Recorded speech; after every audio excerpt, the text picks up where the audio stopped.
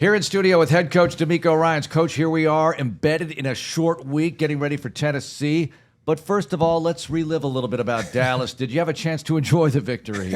Definitely had a chance to enjoy it. It was a long time coming. We had a lot of difficult losses there, tough losses. So anytime you get a win, man, it's a big sigh of relief, and it's a moment to celebrate that win for those 24 hours. Coach, you just mentioned what I was going to ask you. Sometimes wins are sigh of relief, like, oh, man, we got through that one. And then sometimes they're a true celebration. It felt like the other night was kind of a combination of both, kind of being in the locker room and seeing it on players' faces coming in, that it was like, okay, we won. Like there was enjoyment seemingly with that win, not just okay, we got through that one. Yeah, for sure. Our guys were, they were excited, and they should be because they played really well, right? And when you play well, you execute the way they executed. And the thing I think everybody was excited about was how we finished in the second half, right? There's been a hot topic for us is the second half, not scoring in the second half, defense giving up too many points in the second half. So for us to flip the script there versus, our in-state other opponent up there in Dallas, right? I think it was a big deal for us, right? To shut them out in the second half, finish 17-0. Like that was the big deal for us. And our guys, they put in the work throughout the week. So I just had to remind them again today of what we did last week was through the week, the preparation, how locked in we were. Like, man, we had to hit reset and start that again this week because it doesn't change going into versus the Titans. Coach, your defensive line, no Will, no Foley, and every week it feels like different people step up, sometimes the same people. It's just a good mix of people in that entire rotation. Yeah, I always talk about it with Nick, just when we were building the team, building the roster. It's like we cannot have too many defensive linemen. As many guys as we can get, especially guys who have shown in the past that they can rush the passer, and that's where Derek Barnett added him back to our roster.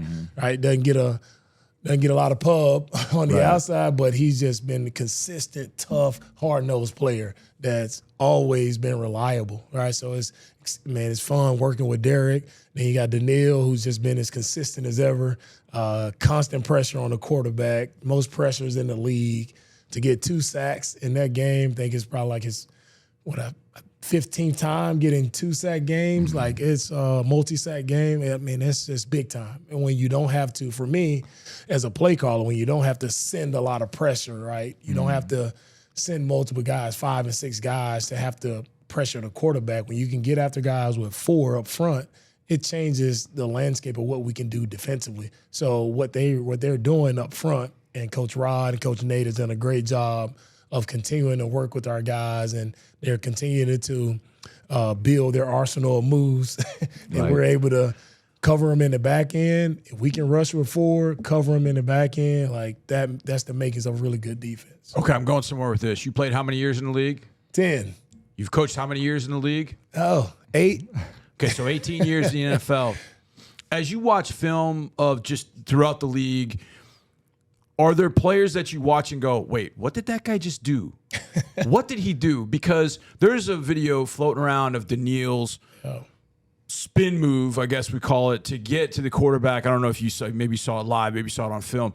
Are there moments, Coach, where you watch and go, wait a second, what did I just see? I've never seen this before. Are there players that you've had in the past that when you were playing or you were coaching in San Francisco or now before you got here and now where you go, what did I just see? I don't think I've seen that before. That's showing up a lot more with Daniil than I've ever. Like some of the moves that he's able to do is just like, wait a minute, how?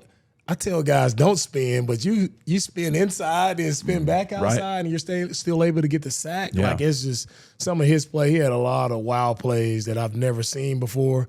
The one play, it wasn't a highlight, but I forget who we were playing, but we had a tight end is coming back behind the line of scrimmage to cut him. Yeah. And he jumps clearly over the guy. And I'm like, wait a minute, I've never seen this. Who tries to jump over the guy that's cutting him? But it feels like there's one play like that, a game where you watch and go, what am I watching here? Like, this is a different level of greatness to have a play like that I've never seen. And that spin move was incredible because it looks like he's going to go outside, he's going to get chipped, and all of a sudden he decides to spin back inside, still keeps contained and gets to the quarterback. And that's the thing with the Neal, like even though he's spinning, he's still moving towards the quarterback. A lot of guys, sometimes they're spinning, but they're staying in place while they're spinning, and they're not, still pursuing the quarterback. So I'm really learning a lot. As a young coach, I'm learning a lot with him. And it's only certain guys. Right? Daniil is just in a category by himself of things that he can do to get after the quarterback that's just unbelievable to watch, where you are sitting in the film room hitting rewind a lot. Let's begin the Joe Mixon segment of the program, Coach, because it's certainly worth mentioning, acknowledging the kind of night he had, and the whole team's sort of feeding off of that. Joe, again, exceptional night on the road, and for another game, over 100 yards on the road. He's just, even though when it's not all blocked well and it's not clean, like Joe is going to find a way to make a play, right? And I just think when he touches the football, somebody's going to get ran over. Right, so I think everybody on the sidelines just up watch. Oh, Joe has the ball in his hand.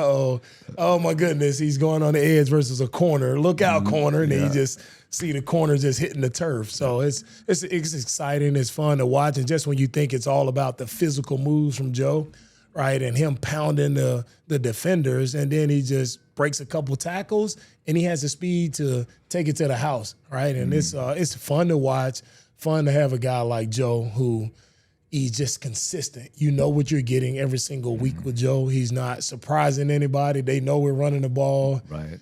We know we're running it, but you still believe in Joe. And no matter what the look is on the defense, still believe in Joe. If we just get a hat on a hat, he'll find a crease, and he's going to make someone pay. Is there something to that about being a coach and knowing you have that weapon and, hey, what we're going to do? Here we come. We're going to give you our best shot with Joe. A lot of me just interject. Hey, Bobby, hey, run it again. Run it again. All right. Yeah, let's keep, feeding Joe, because I was just watching him, the more touches he gets, he gets stronger as the game go on. It's it's that old school mentality with the running backs. When the backs used to get it 30 times a game and they just wear a defense out, Joe still brings that old school mindset to the run game. Coach, you're always twists and turns in a game. Things happen and all this, but I'm no Nostradamus, but I had a feeling after the first drive of the game, we're going to be okay, because you score on the very first play of the game, it gets called back. And I don't know how many times you've seen that, where you're at this ultimate high in a game like that, Monday Night Football, and we score in the first play. We've done that before, right? Where Joe Buck and Troy Aikman have been there. We've scored on the first play of a game. That's happened before, right? Every time. Yeah, I think so. Yeah, week 18. So that gets called back. But it didn't deter the offense. They just go right back down, and then Joe hits the long run. I kind of felt like that said something about their focus that night. Hey, all right, that went against us. We've lost 2 in a row. Could he very easily just drop the hit? But you didn't. You kept getting first downs. John gets the catch for a first down, and then Joe takes off. What did that first drive sort of tell you about the way, the game was going to go, but the way the offense kind of rebounded from that first play mistake? Yeah, that first play told me everything I needed to know about that game. It was got Nico back, and he's making an impact instantly. So to get that, right, that play, get called back, it was a play where typically I would get pretty upset. But I was like, okay, you know what? We're gonna score again. Yeah. Right. And that just changed my whole mindset for how I was gonna operate in this game. Let's be as aggressive as possible, and let's keep trying to score and get as many points as we can versus these guys. Yeah. That's why, I probably went for it on 4th down. People say I probably shouldn't have, but give us another chance to go score again, because I felt that confidence in our offense from the first play of the game.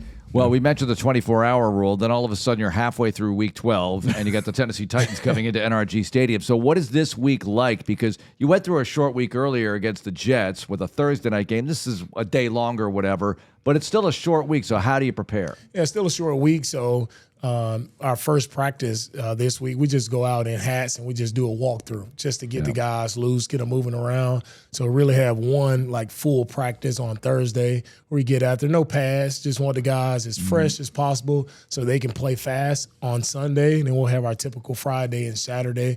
So we're behind one day, but not as short as a Thursday night game. But we'll take that Monday night game every week if we can have a performance like that. Sure. So it's the Titans coach, divisional opponent. It's the divisional opponent we haven't seen. We're done with the Colts. We've seen the Jaguars once. We haven't seen the Titans yet.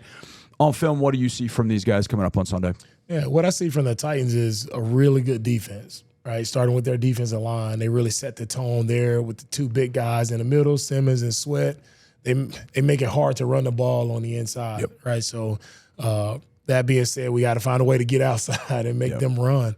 Then in their passing game, they do a good job. They're going to challenge our receivers. I know they're missing some corners, missing some guys in the back end, but philosophically, like they want to get up, they want to play press, they want to really challenge you. So we have to be able to beat press coverage, get off and make contested catches, right? That's where Nico, I think, has thrived. Our other guy, Tank, I think he'll thrive as well. We got to try to work the middle of the field. Right? I think that's where they're susceptible.